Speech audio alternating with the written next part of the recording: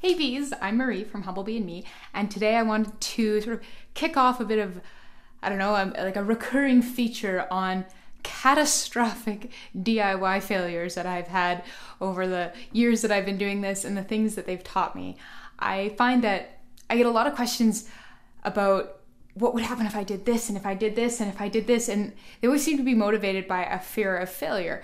And I totally get that, because it really sucks to make something and have it just be like appalling and have to throw it away. But it's also a really, really great way to learn. So I wanted to share some of just the dumbest things, dumbest ideas that I've ever sort of realized and been like, oh my goodness, oh dear.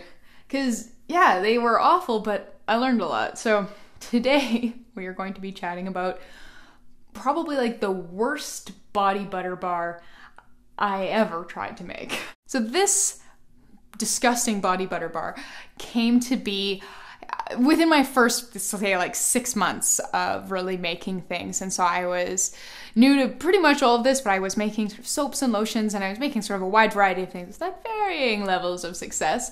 This is definitely pre-Humblebee and Me days. And so the idea here was that I wanted I wanted a hybrid between a bar of soap and a body butter bar. And so I was thinking, let's just marry these two things, and like soap is great, body butter bars are great, and I could make like a more gentle bar of soap by merging it with a body butter bar. And so the basic idea was I was going to take this body butter bar formula that I had been making for a while that worked out really well, and it was a blend of beeswax, cocoa butter, and a liquid oil, and then I was going to add soap to it. So I was going to take like some ground soap, some of the, like when you have shavings of a cold process bar of soap, and you can just put them in like a coffee grinder or a food processor, and you kind of grind it up into like sort of powdered little bits of soap, and I was just going to like mix the two together, and then I would have like a body butter bar that would be soap, and that would be amazing, right? Wrong. So the process for this repugnant concoction was basically like make body butter bar, stir lots of ground up soap scraps into it, and then pour into a mold, let it set up, and then sort of be like, wow, look at this amazing thing I made, and then take it to the shower to test it out. And this is where things just completely like went from like yay to like, oh, why, so quickly. And so I sort of would rub this on, and it was softer than I thought it would be, but yeah, it's sort of okay. So we got like a substantial amount of this product on my arm. And then it didn't really lather at all. Okay, went and rinsed it off. So there was definitely a soap in there, because there was enough soap to take off the soap, the cocoa butter, and that liquid oil, and just leave behind the like stickiest coating of beeswax ever. And if you've ever tried to get beeswax off of like your utensils, you know that this is a bear of a task. And my sort of go-tos for getting beeswax off of things are like boiling water, so not an option here.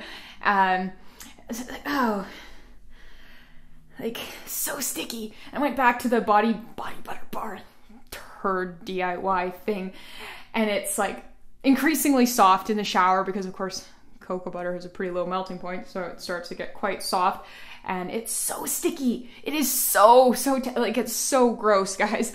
Like if you were tiling a vertical wall with like very large heavy tiles, I'm still quite certain that you could have actually used this body butter bar just as an adhesive. It was so gross. So yeah, total fail. That went like straight into the bin, and then I spent the next like 20 minutes trying to get my arm not to be beeswax tacky anymore. So my major takeaway from this catastrophic DIY failure is that beeswax is not a good thickener for anything that is going to be like a rinse off product. So if you are making something like an emulsified sugar scrub, or a scrub bar that you would want to use in the bath, or like a cleansing balm, any of these kinds of things, beeswax is one of the worst choices, typically speaking, that you can make. Like stearic acid is really wonderful for this sort of thing, and so is cetyl alcohol, and I find even the sea waxes, the candelilla and carnauba waxes, are quite a lot better than beeswax.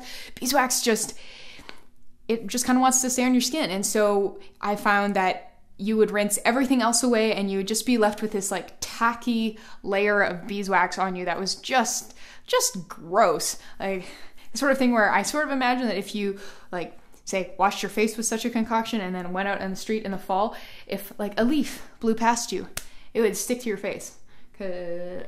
So if you've ever asked me if you can use beeswax instead of stearic acid or cetyl alcohol and something like an emulsified sugar scrub, this is the reason why not. I know, because I nearly glued myself into my own shower. But hey, it's a lesson I have never forgotten. So I hope that you can learn from my mistakes and enjoyed this tale of one of my catastrophic DIY failures.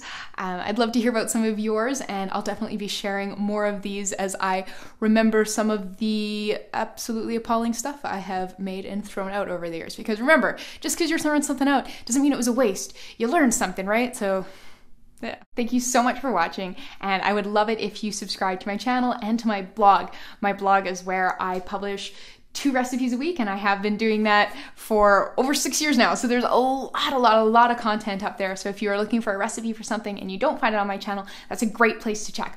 Also, I wrote a book. It's called Make It Up, and it's all about how to make your own makeup. So I would absolutely love it if you check that out, and I will throw links to that and to my blog in the description box below. Thanks so much, and I'll see you next time.